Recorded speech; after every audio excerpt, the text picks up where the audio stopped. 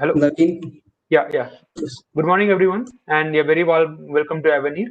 Allow me to briefly introduce you to the institute and the department. Established as a rookie college in 1847, our institute was rechristened as the Thompson College of Civil Engineering in 1854. Formerly known as the University of Roorkee, this institution also happens to be the first technical university of independent India. In the year 2001, it was elevated to the status of an IIT. Now coming to our department, it was commissioned in 1998. The Department of Management Studies rightfully believes the juxtaposition of theory and practice is what turns MBA into a fruitful venture. With eminent faculty from both academia and industry, the department also boasts a large number of research scholars. Coming to our achievements and awards, it's a great pride for us that IIT Roorkee was ranked first in management in India by Times Higher Education World University Rankings for Emerging Economies 2019. While IIT Roorkee as a whole was ranked the third best university in the country, it was placed at 35th position globally. IIT Roorkee also secured first position among the IITs in the citations per faculty parameter by QS World University Rankings. Leaving behind many reputable B schools, including many IIMs, over the last 3 years, IIT Roorkee has consistently figured among the top 10 MBA colleges in India, as per the National Institutional Ranking Framework brought out by the Ministry of Human Resource Development. We are ranked 12th as per the NIRF 2020 and first in the parameter of research and professional practice. Students here actively participate in various national and international level competition and exams. A few highlights have been are four students have cleared CFL level 1 and one has cleared FRM level 1 in 2019. Four students have bagged all India ranks in top 15 in Flip National Challenge 2019. Many have won accolades in various B school events held in IIMs, IITs, and other management colleges. Now, looking at the demographics of batch 2020, it was a batch of 77 students having an average work experience of 25 months. The pre-placement offers witnessed a gigantic 300% increase as compared to the previous years. Some of our recruiters have been KPMG, RBS, Infosys, HCL, Future First, and several others. Now coming to a batch of demographics of 2021. It's a batch of 48 students and has an average working experience of 23 months. The summer placement offered a variety of roles and experiences. Some of our recruiters were KPMG, RBS, RBI, BIRA, Hyperverge, and several others. And and finally, coming to our batch of 2020 to 2022, it's a batch of 71 students, including 43 freshers and 28 students having working experience with an average work experience amounting to 24 months. There is also a second batch after 2021, which includes students from commerce background. This is all about department. Now I would like to welcome our guest of honor, Mr. Harshit Sarna, to the Department of Management Studies, IIT Roorkee. Mr. Harshit Sarna is the Senior Vice President, Head of Digital and Marketing Analytics at IDFC First Bank. He is the analytics leader and a management consulting professional and has previously worked with many leading companies like Lodha Group, Vodafone, KPMG, IBM, Reliance Communications, and Tata Consultancy Services. So, without further ado, I would like Mr. Sarna to guide us through the session. Over to you, sir, please. First of all, it was a really good presentation, guys, and thanks for inviting and reaching out to not just me and all of the alumni.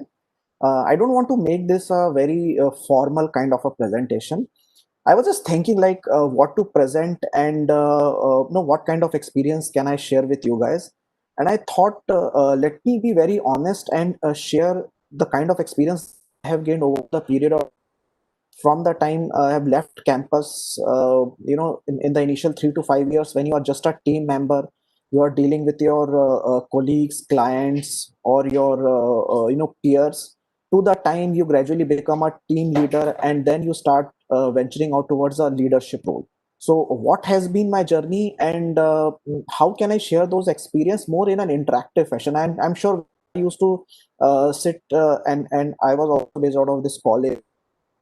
We were doing MBS, there was lot many curiosity about the kind of role that after coming out of MBA college, what is the kind of role that we will be playing, how our career will progress, and what will be the stepping stone journey from just a fresher to an experienced professional and eventually knocking the door of leadership. Because since I have around 13 to 14 years of experience, let me be very humble. I'm in a state where I'm leading a team. I'm leading an investment. People expect ROI, but I'm not into the core leadership committee which makes a decision, because you reach like after 17 to 18 years into that position, especially in slightly big organization. Of course, in a small organization, the journey is a bit faster as well. So let me start with that note. I want it really to be interactive. Please feel free. Okay. I won't be, talking too much. I will be listening and then responding rather than, just emitting gyan. I was looking into certain videos where a lot many senior folks were invited, and you guys have been quite interactive. And of course, they had a very enriched experience to share with you, all the idealistic kind of a leader. But uh, I am is probably what you guys will be maybe 10 to 12 years down the line. You guys should be better, and I was what you guys are now. So we can connect each other in a very realistic terms. I also used to sit in the same chairs in the same department. Used have been taught by almost similar set of teachers. A lot have changed. Many new professors and faculties have come. But one thing that definitely connects us is the Department of Management Studies, right? So let me start with this note that since I have spent around last 10 to 12 years mostly in this digital world, I have started my career as a business analyst, and since then I have been driving digital transformation initiatives. Okay, digital, and now I would say analytics, all the data driven initiatives that organizations are taking up are also a subset of this digital transformation initiative. And in this era, I've tried to build up my career, and now trying to find a way, a position where I can evolve as a better leader. uh, and there are different type of challenges which in my perspective I have faced, and how I have overcome that challenges, what things I have learned, and what kind of experience can be helpful to you guys, and certain takeaways that the team can take up. Okay, so let me start with a very simple question. I mean, I have just kept this slide as more of a reference point, but it's more important that we talk and converse. So when we talk about leadership in digital era, so what do you think would have changed?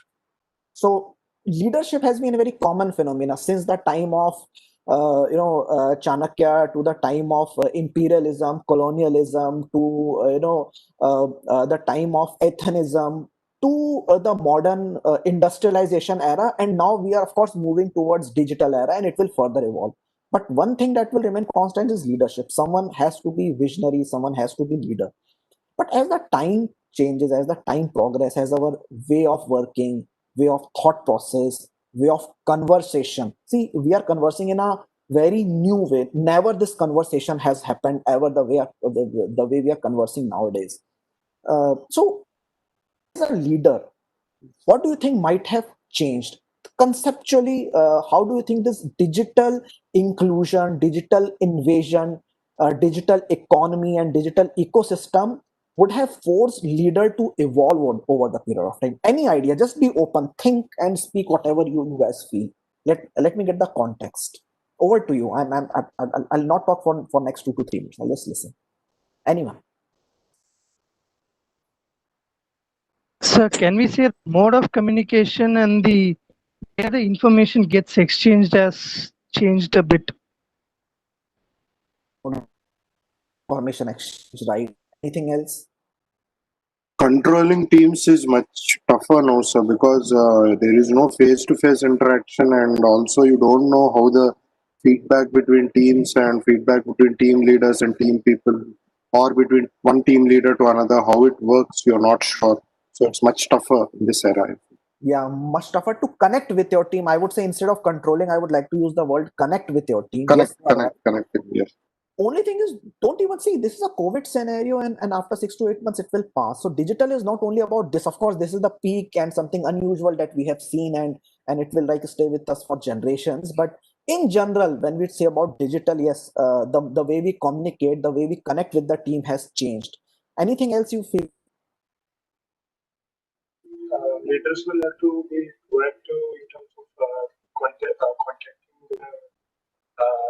subordinates, they will be they'll have to take some extra steps to make them involved and delegate the responsibilities even more than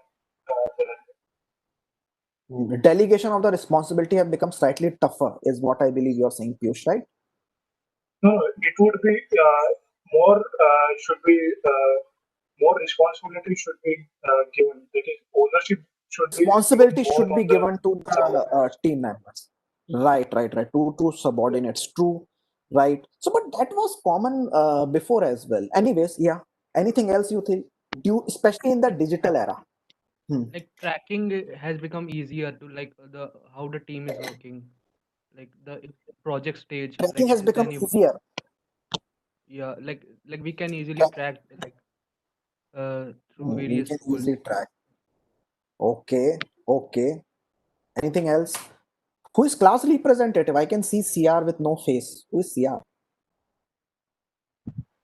So my name is Rohan. We have two CRs, Rohan and Utkarsh. Unfortunately, for some reason, I am not able to turn my camera on today. It could be. That's okay, Rohan. That's okay. I was just trying to pick up someone. Okay, cool. So I got certain points that yes, we are connecting, the way we are interacting have changed. It now it requires more to delegate our responsibility, empower our. The way you are saying subordinates have changed. Let me give certain of my perspective, at least what I have seen changing and evolving. To essentially, what has changed is your experience may not reflect your expertise. You know, I don't feel very proud to say I'm 13 years of experience in analytics. I mean, it's not so easy.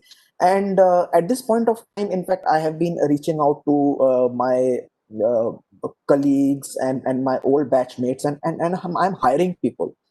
And I don't want 10 years, 12 years experience people. Okay, what I need is expertise.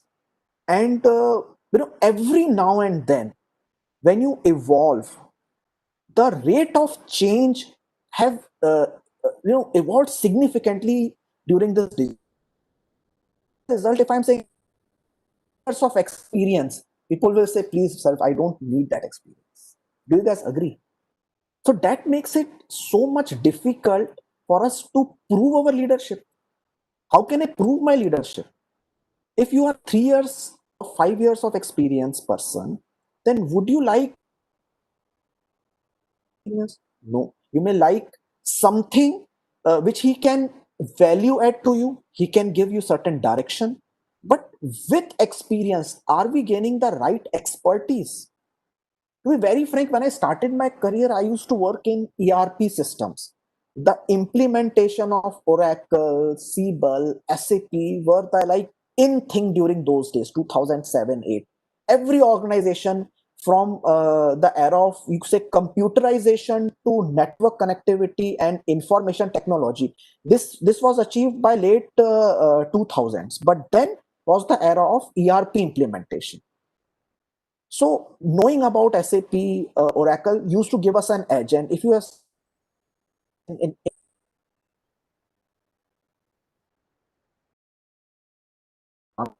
in everything, and after 3 years for a new project, suddenly you find yourself again at ground zero.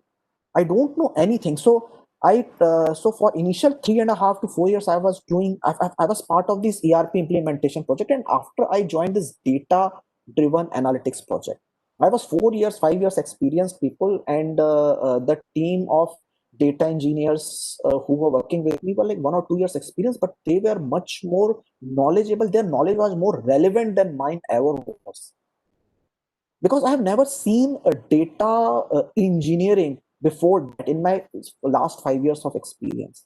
So my experience suddenly became invaluable, because what is required is expertise. So and then after spending maybe 3 to 4 years again in data driven implementation project, I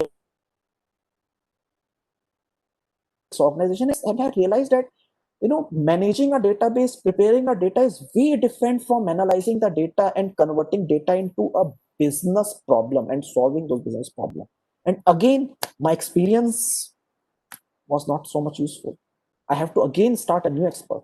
So every time when you open up a new chapter in your life, a new role, new project, whatever it is, every now and then things are just changing, and not sure whether so calling yourself as X years of experience, does that really give you a leadership edge? Nowadays, of course, all of you know that the best leader people envisage are not like 70-year-old people with dadi and mooch. They envisage like 35-year-old people who have achieved the big stature in their life. So the biggest challenge is your experience will not reflect your expertise. That's my perspective. Come on now, I want to hear from you. What do you think? So how you will handle? So I hope you will believe that this is one of challenge. Yes, please. Yes, please. Aditya. Advait, I think. I wanted to ask, sir, in such a dynamic field like the data analytics, I'm also in data analytics. Sir, how do you cope up with this? Like, it's so much fast, like new softwares and new tools come like in 3 months, 4 months. So you have to keep studying and studying. So such a dynamic field, how do you handle this?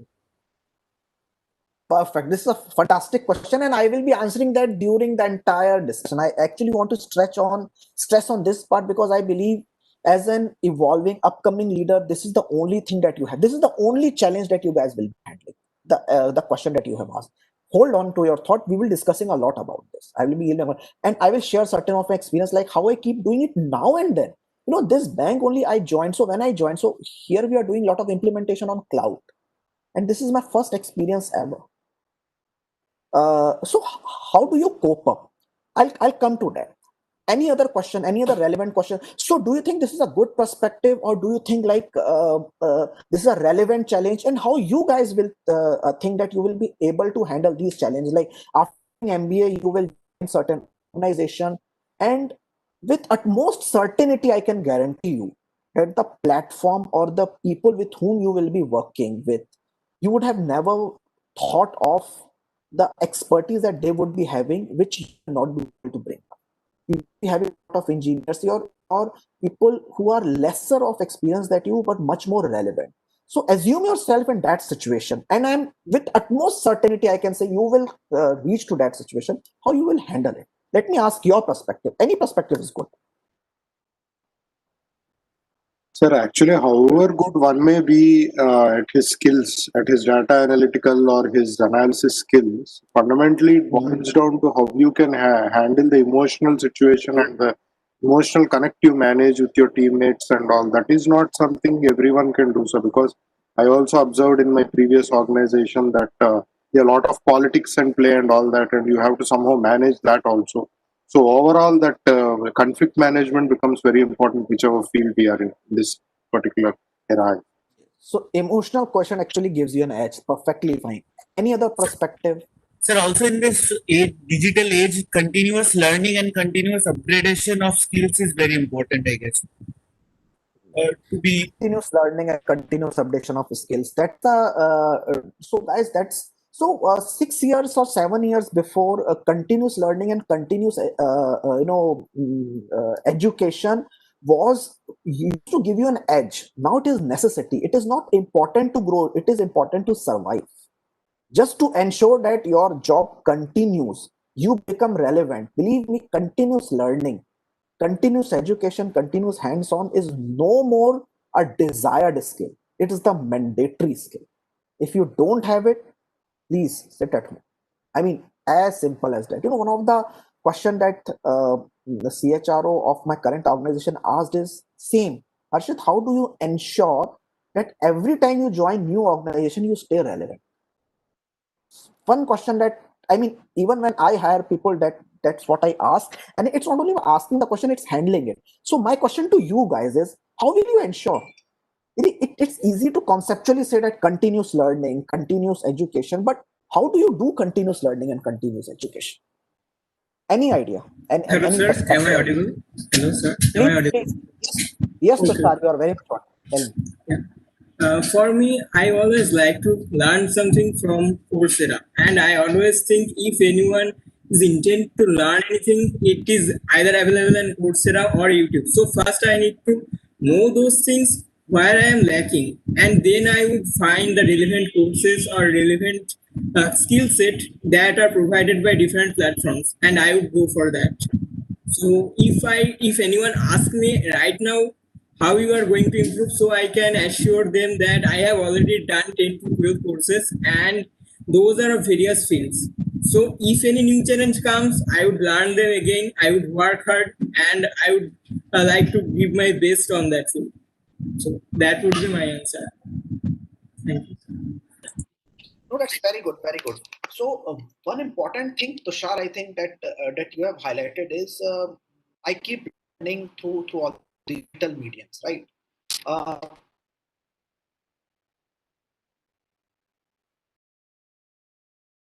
that is required to learn. Very what is most important is required to learn. I remember one professor, which is after graduating, I know everything. After doing post graduation, I started to believe I know something. After doing PhD, I realized I know nothing. So it's your ability to unlearn. It's your ability to be curious. It's your ability to believe that despite learning so much, I don't know anything. It is the Coursera, YouTube. See, the knowledge is easily available in these days than it was ever before. Most, I would say, luckiest generation where the knowledge is so easily available. Consuming that knowledge is as simple that only a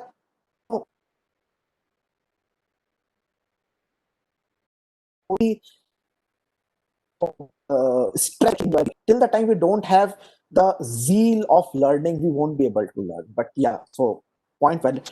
Valid. So any other perspective, or let's move on. Can we say that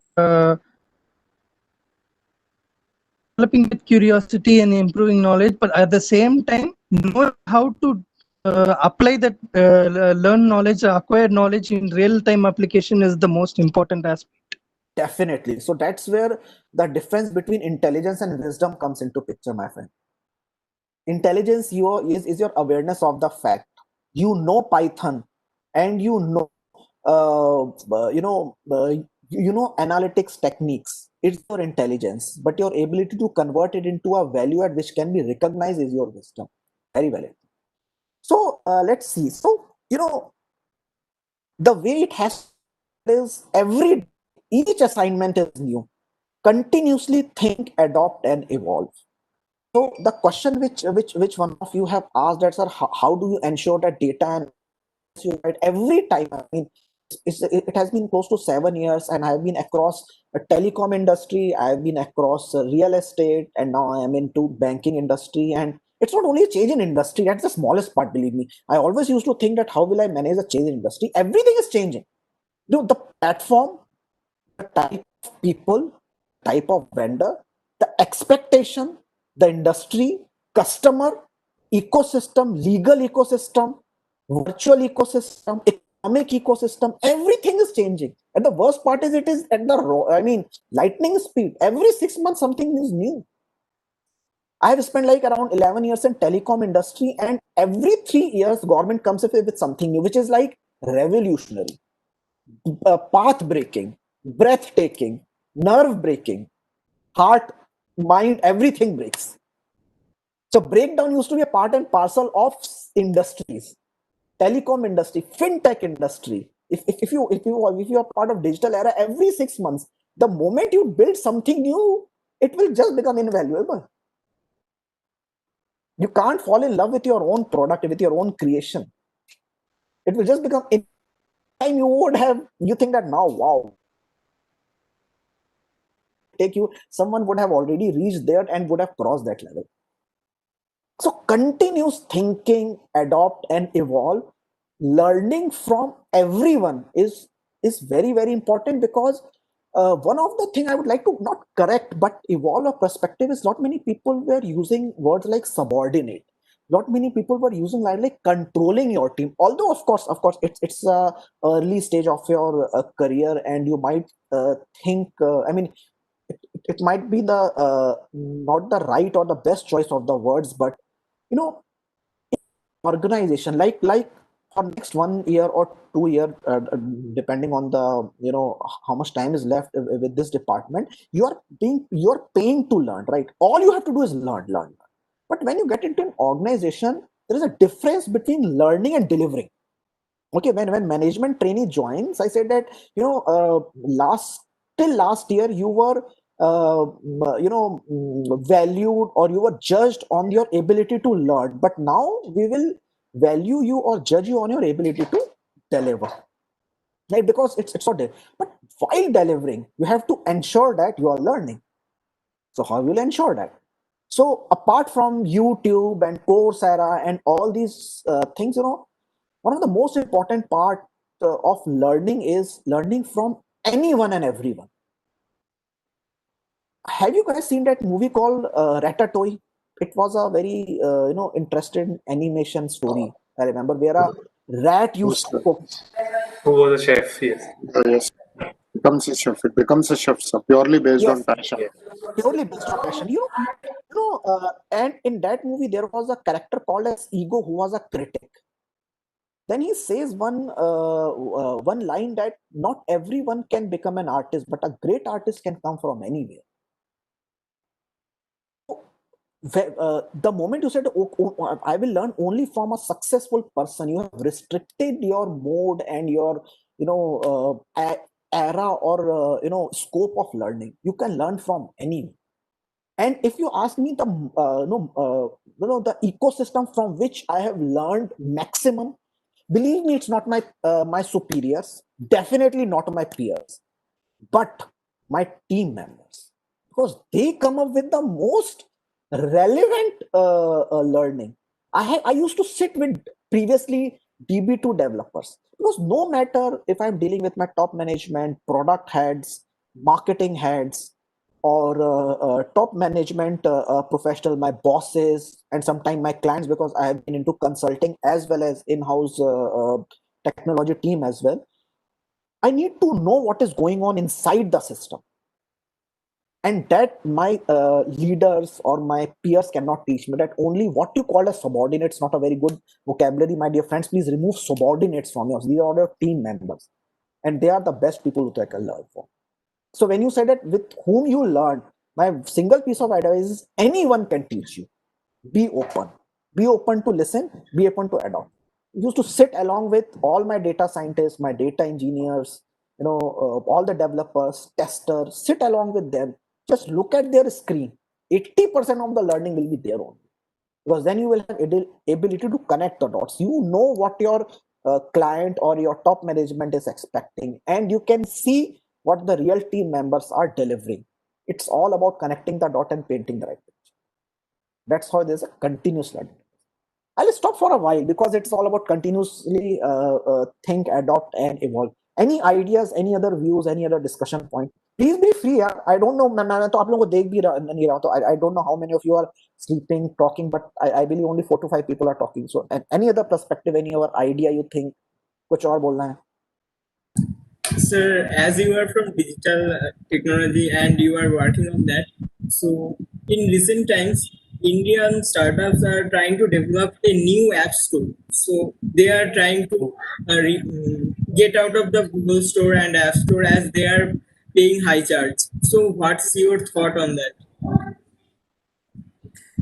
See, paying high charge is one thing. See, it's all about control mechanism.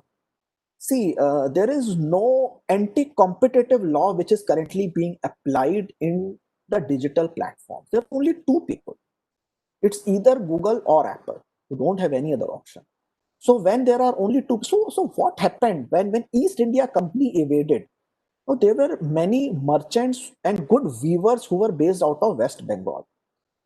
Now, so they used to export all their productions, which were nothing but textile production. We used to be a leader in textile production before British invaded India. And the reason we were leader is we had so many places to sell. What East India Company did is they killed competition by force. And when they killed competition, all you had is only one buyer. And when there is only one buyer, it is a buyer's market, it's not a seller's market. And the moment there is only one buyer, what you call as monopoly. And how can you kill the monopoly? So unfortunately, all the Indian developers, all the Indian technocrats are working for app stores or Play Store. So when we ourselves are working for them, why not to create our own ecosystem? It's very good because now we have to start thinking beyond the obvious. We have to be much more risk taker. And we should think that we can also prove. But good, yeah, because you guys are in the ecosystem where you have ability to make mistakes, which is no more a failure thing, or which is a bad thing at this point of time. You can make mistake, but remember, mistake repeated is mistake wasted. Sir, I just want to ask a question on the point you made about because you brought up East India Company, sir. East India Company is like a monolith. It was one of the first monolithic corporations which existed in the world, and it was also a military might in itself, and it set a example of how corporations should not be. But unfortunately, in today's world, I see many corporations following the same example as East India Company. Rather than being a flat hierarchy, they are having that vertical thing and all. So your take on that, sir? How we can learn from the mistakes of the past? First, we have to believe that it was a mistake. Most of the people don't even realize that it was a mistake. And dude, it's a what you call as a red ocean versus blue ocean strategy. See, when you start, you see, like if you dive into a blue ocean, then there is vast area with very few fish. So everyone has enough to eat. So people will stay in peace. But if you will dive into a red ocean, which is like a typically Indian competitive market, okay, then everyone is like fighting against each other because there are small set of customers. Yesterday I was discussing with one of my friends who is into insurance sector. There are 32 insurance company in India, and everyone want to acquire only Delhi and Mumbai market. So the moment it become hyper competitive, what will happen? We start fighting and killing each other. Cannibalism start. What is cannibalistic behavior? We start eating each other, and that's what organization corporates are also doing. So there is no take. It's just an economic cycle. It happens, it evolves, and it will die out, and then something new will come. Fundamentally, thousands of years back, when there were only jungles, then animals used to do that. Then there was a fight for land, and then there was a fight for a kingdom, and then there was a fight for this colonialism, and now there's a fight for data. So the reason for fighting has changed, the mode of fighting has changed, as you were highlighting. Like, it was a military might. Nowadays, these Google and Facebook, they are data might,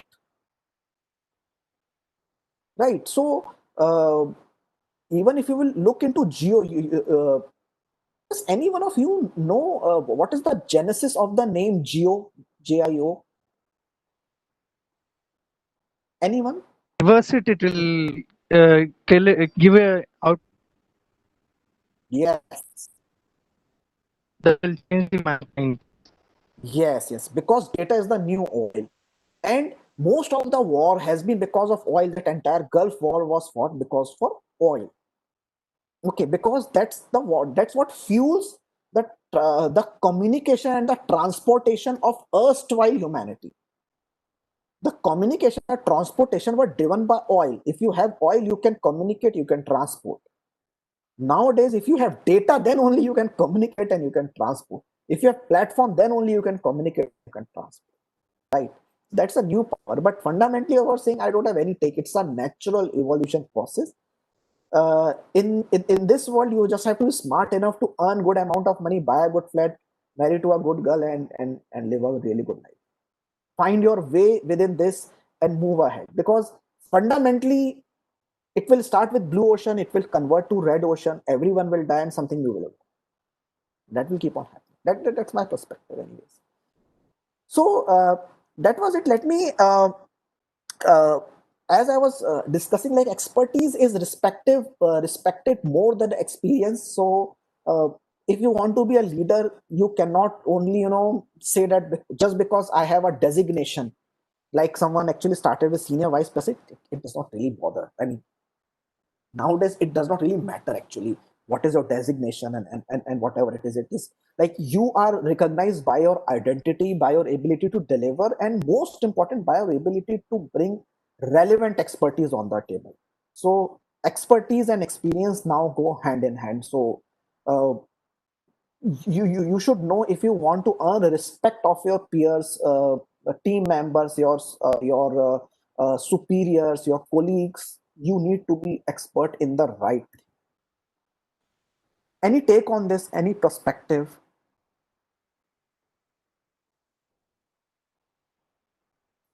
No, again, coming back to the point that when one of my friends were highlighting, like how you learn, uh, in my experience, you have to learn, as I was highlighting, from anyone, which is you need to lead by example. So, guys, nowadays, every new generation or every new people who are coming out fresh out of college, they are adapt with latest tools and technologies, right?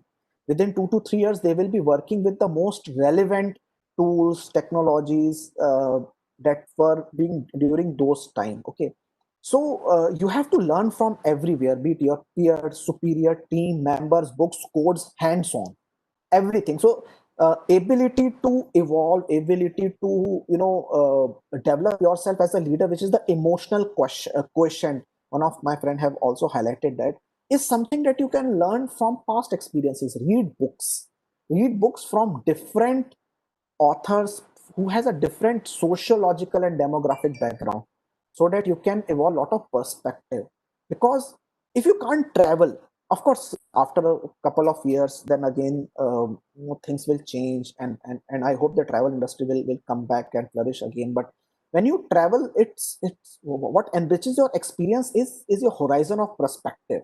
The way we do business and the way we take care of our families is completely different from the way Western people or the far eastern countries they take care of it. And then you realize that uh, it's nothing called as a right or wrong, or nothing called as a true or false. It's all perspective.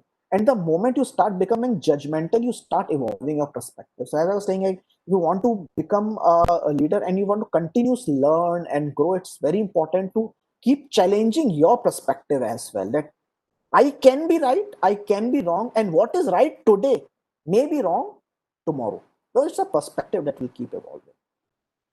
Just a thought. Any other opinion? Again, I have been talking a lot. Please participate. Speak something.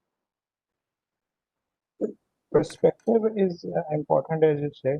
But sir, you said leadership qualities like learning and leading from example. But sir, in your experience, what have you seen? Like, when, as I said, that the field is so dynamic. What do you think that an experienced guy knows that an unexperienced guy doesn't know? Because there will be something. Because 13 to 14 year experience is something. It must count something of over a fresher. So my question to you is, what is something which the leadership and experience gives in this time? Not of the past, but this time, what is something which experience gives you? Very, very good question. Let me give example which I keep facing nowadays is, so I have this team of data engineers who report to me and who work with me. All them expert is PySpark, Python, working on AWS EMR cluster. There are some data scientists as well. So they are very good in coding. Okay. What I have an experience is, I have experience to know where things can go wrong, how customer analytics is to be done, what presentation is to be made to product, so that they can understand the data behind the analysis. So if a product team comes to me and say that, Ashit, let's say my debit card transaction have reduced, what can we do? So the team who is there with me, they are fantastic in firing queries, brilliant in converting the data mart into a programmed structure so that continuously the analysis, or brilliant in implementing a random forest algorithm and ensuring that my area under curve and other AUC parameters or other machine learning parameters are achieved. But does it make really sense? are they solving the right problem or they just solving a problem? So they have the capability and ability to convert and deliver things on the technology platform. It is my job to ensure that they are doing the relevant conversion. It is my job to ensure that they are solving the relevant problem. It is my job to ensure that I am giving the context to them so that they know that the technological development that they are doing, how is it making an impact to the larger organization ecosystem, and how is it making a relevant value add to the perspective, which is your end objective. Because see, for a data engineer, data scientist, see, the job of a data scientist is to improvise the model, ensure that my true negative and positives are differentiated properly. Job of a data engineer is to ensure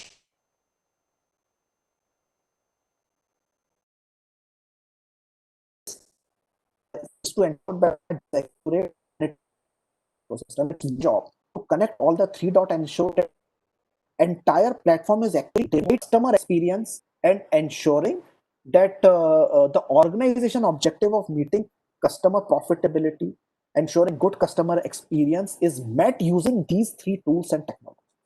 So that's what I was saying. These are all the dots that are there. It is my job to connect them and paint the right picture. That comes with experience. Thank I you. hope I was able to answer. Yes. Sir, I have a doubt. Please. Yeah, Karan. So like I was watching the Social Dilemma on Netflix. So they were saying that if you are not paying for the product, then you are the product. So in respect to Facebook and Google and these social sites, so they monitor our working about our choices, and they get money from the advertising companies. So what I think is that if we are getting advertisement about related to our likings, then I think that it is better because we are getting what we want.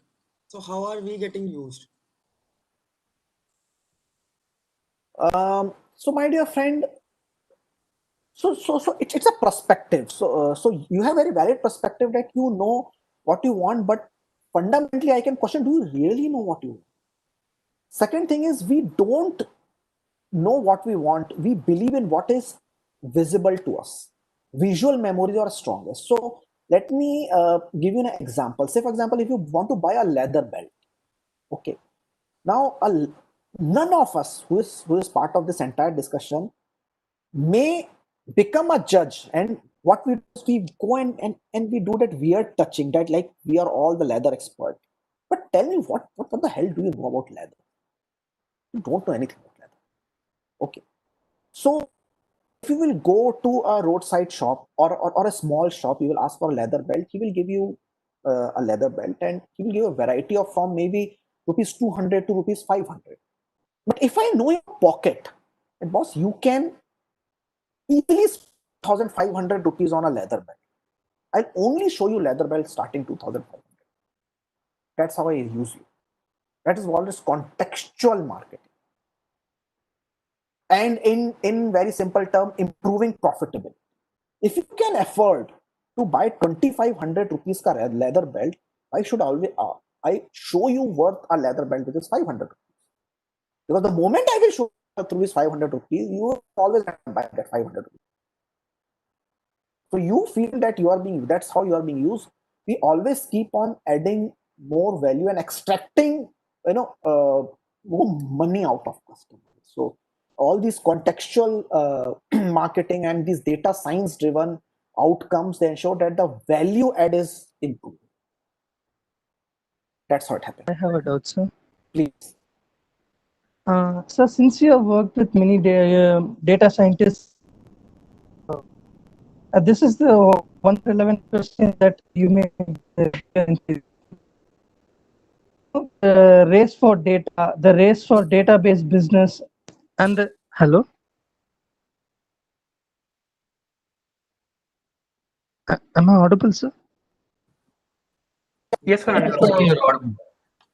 Yeah, the thing is, now in this digital era, the race for database business and all those things have been rising to a significant significant area, and we have seen past examples Analytica that use this data to to some non-ethical extent that they wanted to, just to see the output.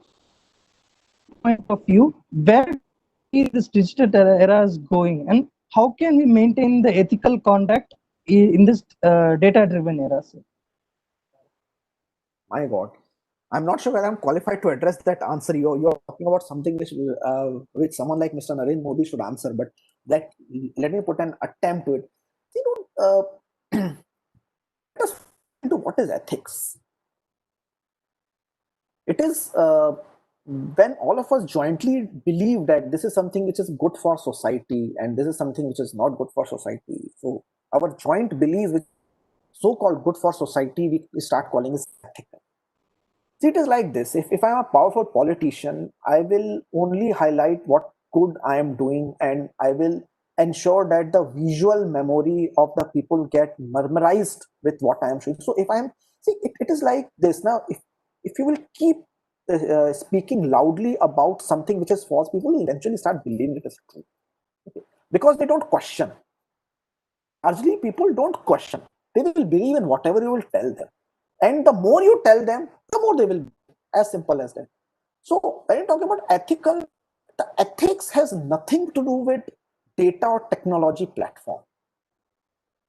It is the way leadership and politicians handle the demographic situation. Honestly, it used to be what you call as the sword. If you have the power, you can control the ethics of a country. Then the guns, and now the data, but it has nothing to do with platform. It's the way humans behave. So if I have the power, I have the ability to use the power right way, I will use it in the right, which is always my way. Because my way is right way and your way is, if you're a competitor, your way is wrong way. It's not because what is right and right for wrong for the society is eventually what is right and wrong for the individual organization.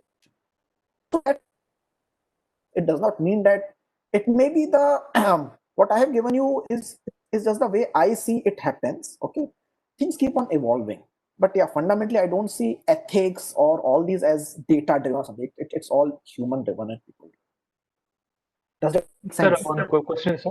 Hmm. Sir, one Hello, question. sir. Ha, Naveen. Yes, sir. Sir, as you are mentioning that data is now the new oil. So and it becomes very much important, especially in this cloud-based environment.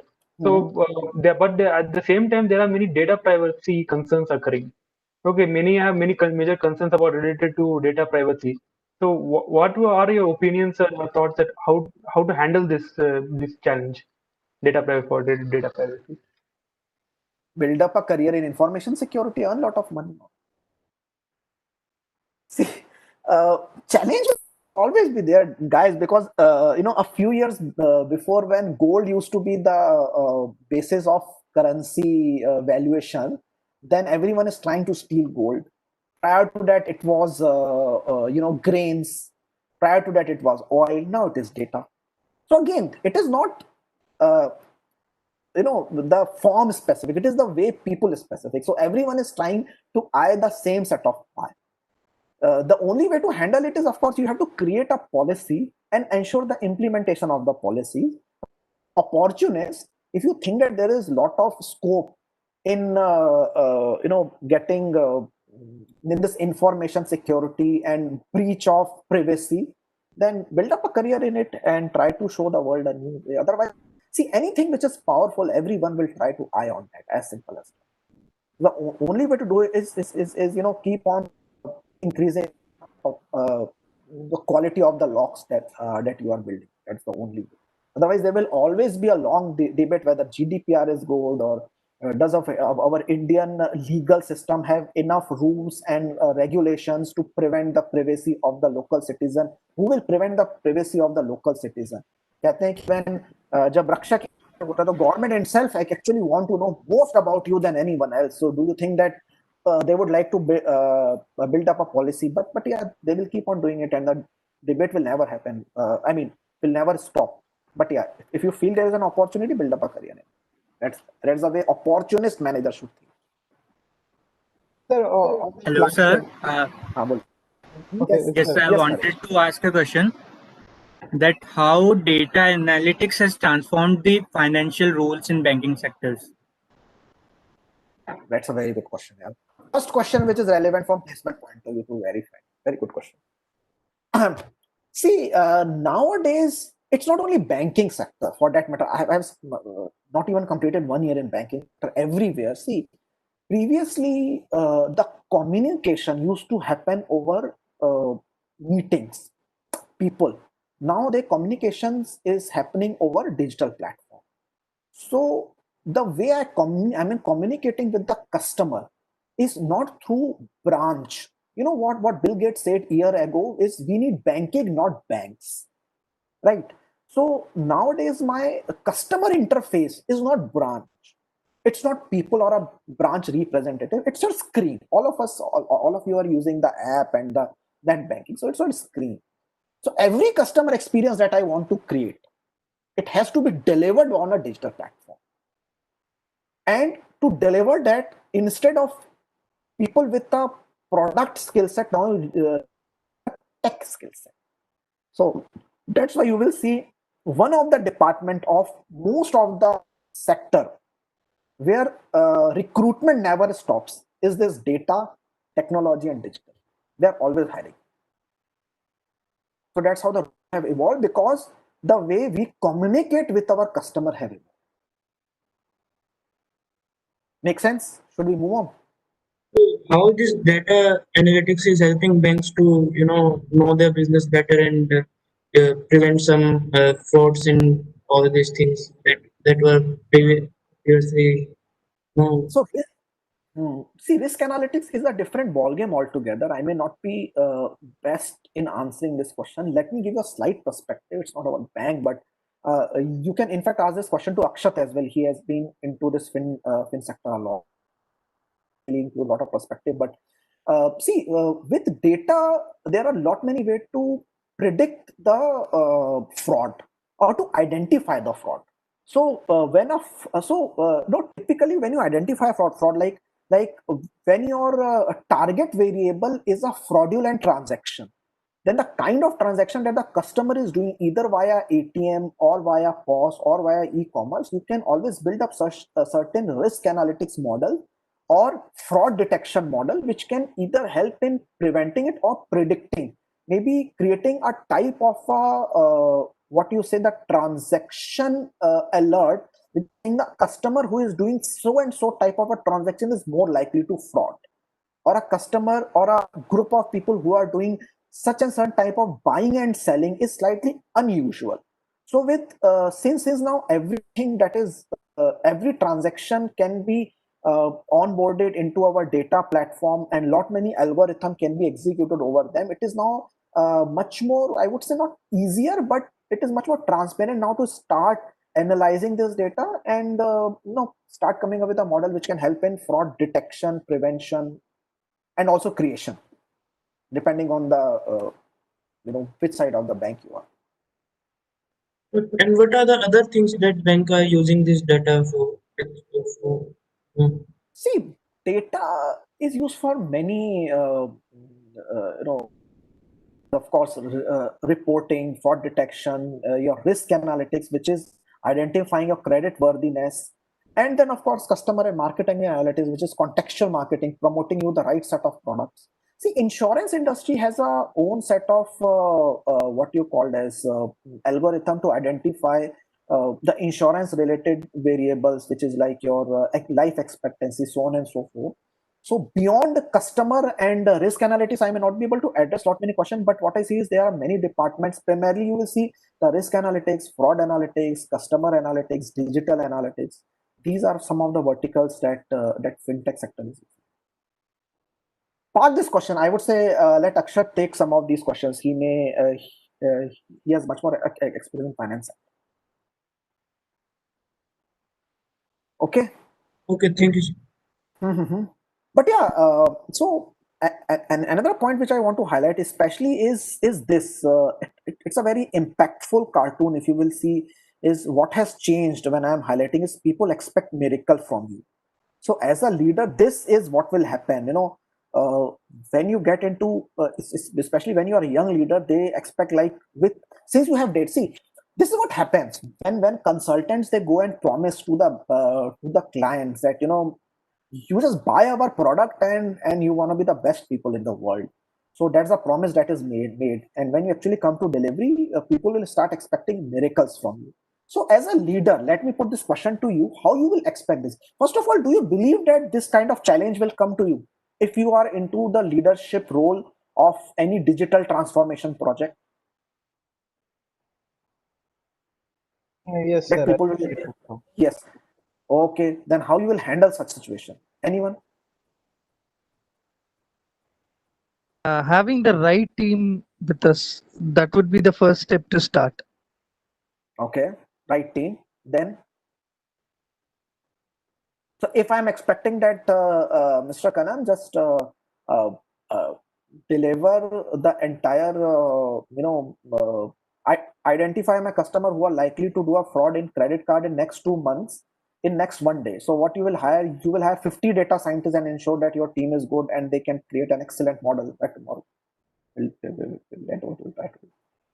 Just questioning when you are into leadership and when you are sitting in front of your top management and top management is throwing all the set of expectation to you, and then you have to give them a plan that this is what you want to do to handle this thing. How you start? Of course, no, right team with the right skill set is utmost important, but what else will you do?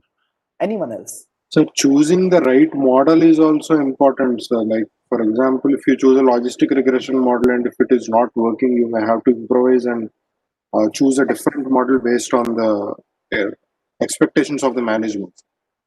Anyone else? So what I like to do is I try to always, put the result in three categories, like something which if everything goes better than that, if average, and what if something start going bad.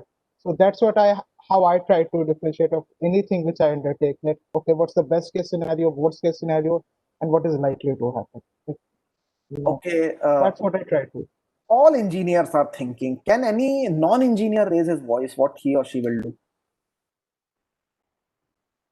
Only 3 to 4 people. Anyone else who is not from an engineering background? First of all, do you have people from non-engineering background in your batch? Yes, sir. There are. Mr. Class representative. Yeah, there are. So is there anyone who is attending this session? If someone would like to, if someone would like to just give his perspective on when miracles are expected from you, what will you do? Because the engineers, if I'll tell them that build up a 1,000 feet long statue, they will start digging the hole. See, the first thing when people expect miracle from you is set the expectation right. Dude, I can't do that. Does that make sense? Yes, sir. Yes, sir. Simple. Set the expectation right. That's where it starts from. So engineer है तो मतलब खोदना शुरू कर दिया गड्ढा, कुछ भी करो करना. That is the art. That is leadership. When so what happens is my team members, of course, they don't only take their challenges only from me. Lot many people approach them. We have product team, other people. They keep on talking with my team members and the same attitude. Whatever is told to them, just start doing it. That's where I have to come into picture. You will not do anything without me knowing. It's not that because I want to control them. No, not at all. You have full freedom, but ensure that you are solving the right problem, keeping the expectation in control. Clear cut expectation. No will. If you want to build up a statue of 500 meter or want to create a Burj Khalifa, they will say that do it in 1 month. Does not mean that you will entire Egyptian and start building. Start putting bricks on bricks and let's target that within 1 month to be prepared. No, you can't do that. Set the expectation right. So most important job of leader. That's why I was asking question that can someone who is from a non-engineering background, because he will not be thinking if some problem is given to me, I will immediately start solving it. No, I need to choose the right problem to solve. Anyways, so that's one of the practical challenges that you face. You start setting the expectation right, And then, of course, what has changed? You need to build a winning team from which varies from contribution to collaboration, right? So you have see individually we can't do anything.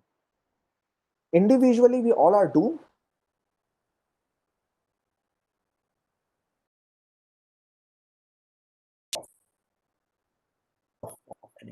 Now, I'll take maybe a couple of minutes here before I close my discussion. Is what is the difference between a leader and a boss? Very standard question, and I'm sure, especially the second year, people would have been hearing that for quite a lot. Like whether management is an art or science, or whether what is the difference between leader and a boss? So, what do you think is the difference? Anyone? So we can see that a boss is that person who utilizes his team members to get a job done, and that's the only role that he has. While a leader works with his team for a common goal, so that everyone can take part and become successful or Okay. achieve some vision. So Sarvesh, if you want to be a leader, not a boss, then how will you incorporate this learning? Uh, that's where teamwork will come in. I would not only be a leader but also a friend and a colleague to them. Also help in imparting learning so they can get also something like they also get to work on their things like uh, that would be a leader as I think.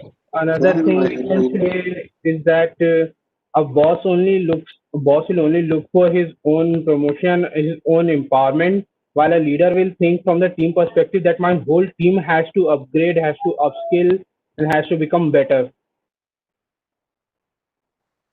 How many years of work experience you have, Sarvesh? 1 year. Good, good, very good, excellent answer. Oh, that's fine. Anyone else? What is the difference between leader and a boss?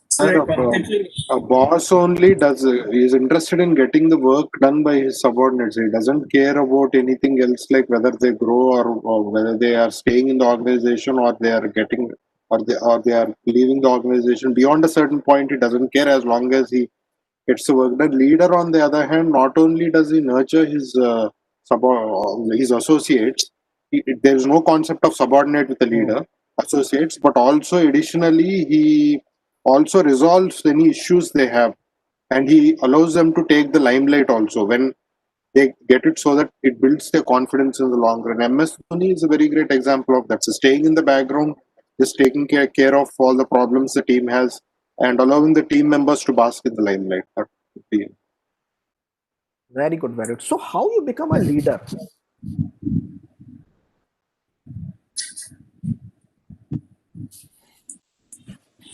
So it's the emotional connect that makes us a good leader. Emotional connect. Dude, some of the basic difference, at least what I have observed during my career is boss is selected, leader is elected. You know, you spend good amount of time and your management will give you a position, boss. You cannot, no agreement, no appointment letter, constitution can actually make you a leader. Only people can make you a leader.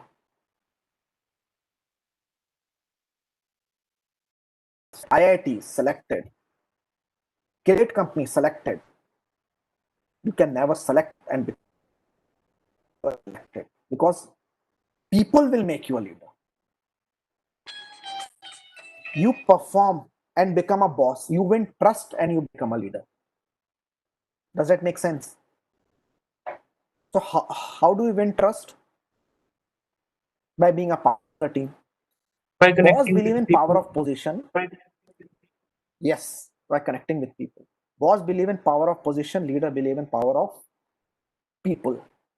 Very important things here, because these are concept, but something which when you guys are will be starting next phase of career, ensure that all these things are being taken up as part of your day-to-day working.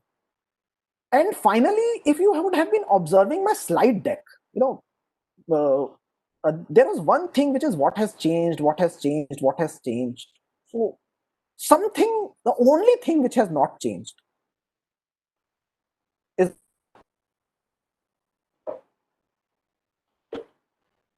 its change, right?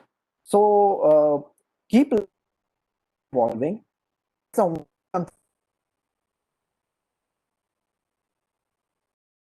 and the way I've substituted it's grand that was written years ago. I did the same that Parivartani Sanstha came. So uh, every challenge will be a new challenge and ensure that you are changing, evolving, and adapting. And if you can do that, sustain. No one can stop becoming you to become a leader. A good leader, of course. Your team members and your associates will actually determine whether you are a good leader or not. But definitely, you will be able to survive and grow in this era of digital transformation. That's all, guys. Anything else you want to ask me, and anything else you want to share with me? I think it's already 11. I think 5 minutes past 11:30. So, anything else? Sir, may I ask a question? Yes, please, please. So most of the time we have been reading that how powerful data industry is and how it is a big threat to general people. So we have never read about what are the threats to this particular industry. It's a very good question. What is a threat to data industry? See, often when you reach into, let me give a perspective. So, what is a threat to the most powerful, industry at any point of time? Of course, from a disruptive technology that will come at a later stage. I don't know. It might be maybe space tourism, or when you say threat means suddenly the job of a data analyst or a data engineer or a data professional may start becoming irrelevant once. I think this automation, because what is happening is with data and with programming, we are automating everything. So around 8 to 10 years back, when I used to work in my previous organization at IBM, and we were the challenges were like how to transform, how to get that data ingested to my on-premise database, how to fire query to that data. So it used to take like months, to identify the approach, connectivity, ingest that data, the data will break up, server will crash. Now with cloud, these problems have disappeared. Why? Because these things have automated. Now the job of tester is no more there. It's automated. The job of simple SQL developer is no more there.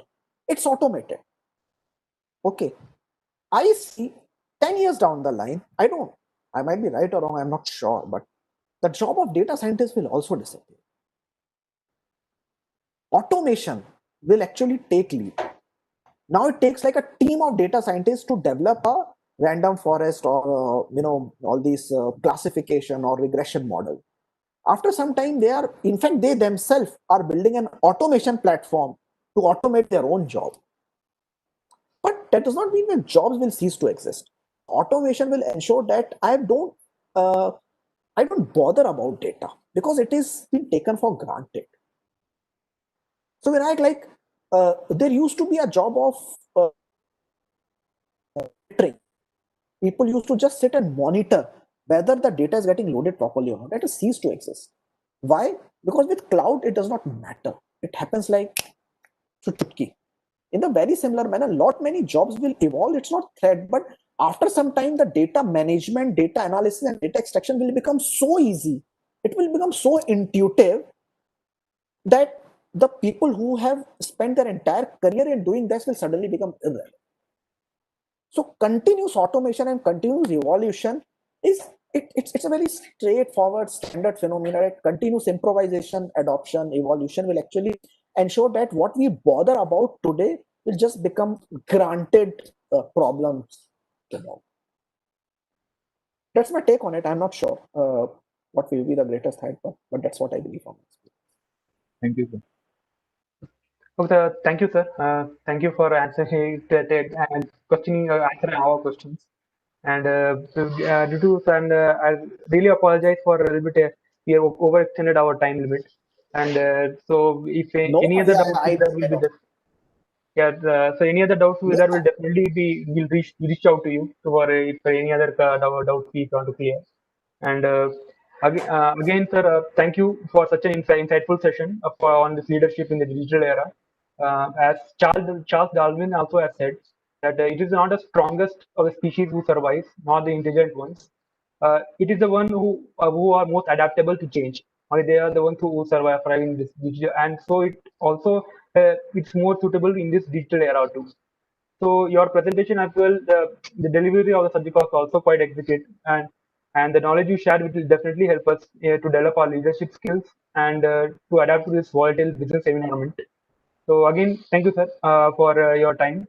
And sir, we are also delighted to inform to you that on this occasion of Avenir, we are taking an initiative, Breaking Darkness. So Avenir means future in French, and the best way to add meaning to the event would be to help shape the future and help someone grow. So there is no better helping hand for growth than education. So each year, starting from this year, the Downs will be donating a sum to Hope Foundation for sponsoring the education of underprivileged girl children in honor of the guest speakers gracing our conclave. So please accept this. sure. Thanks, guys. All the best for your remaining day. I'll be part of it to our next on the leader, Mr. Akshay. Yes, sir. And one more thing, sir. Our students need to also show you what vote of thanks for intersecting with us. Guys. Sorry? Sir, vote of thanks, sir, for our students. Oh, Sorry. pleasure. Thank you, sir. Thank Pleasure. you for Pleasure. giving us all your time. All the best, guys. All the best. All the best. Thank you so much. Thank you.